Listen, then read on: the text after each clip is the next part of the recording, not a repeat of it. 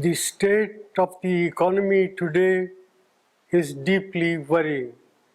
The last quarter's GDP growth rate of 5% signals that we are in the midst of a prolonged slowdown.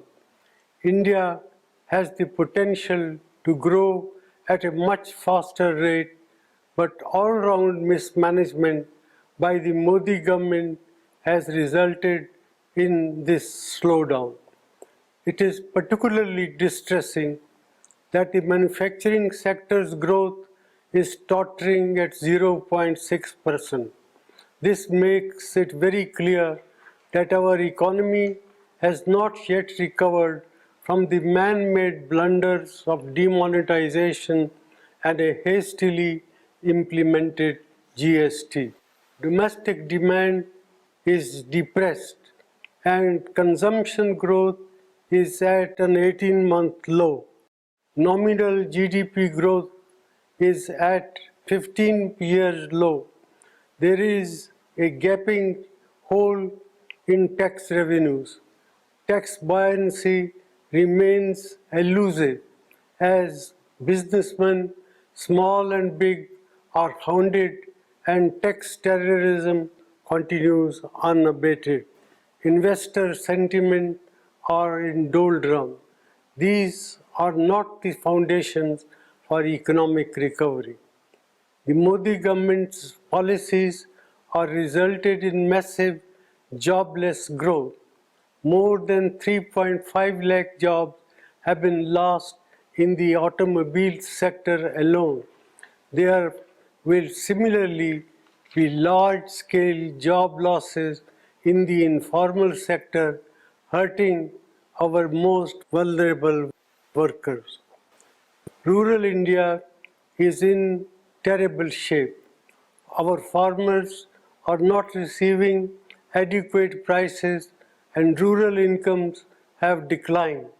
The low inflation rate that the Modi government likes to showcase comes at the cost of our farmers and their income by inflicting misery on over 50% of India's population.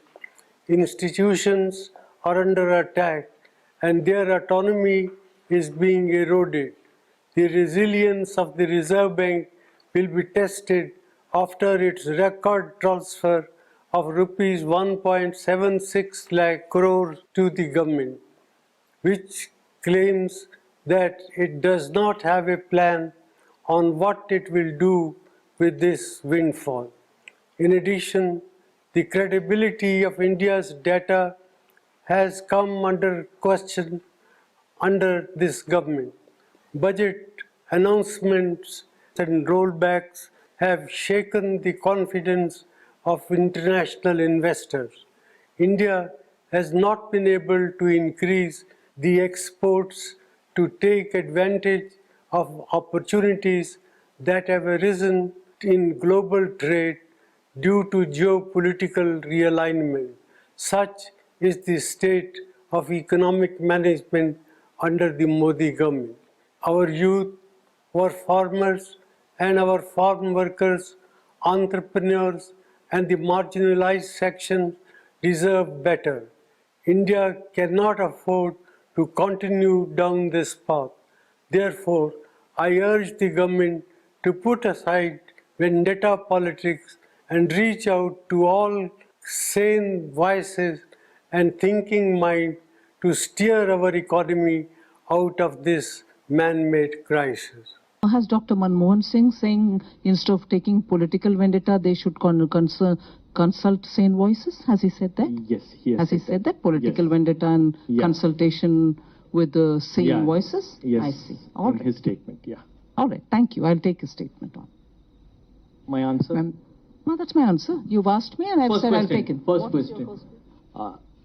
Are we witnessing an economic slowdown? Is the government of India acknowledging that there is an economic slowdown? I'm meeting with industries and taking their inputs and industries' suggestions on what they would want and what they expect from the government of India. I'm responding to them. I've already done twice. I will do more number of times so that Every industry which has approached me, I will respond.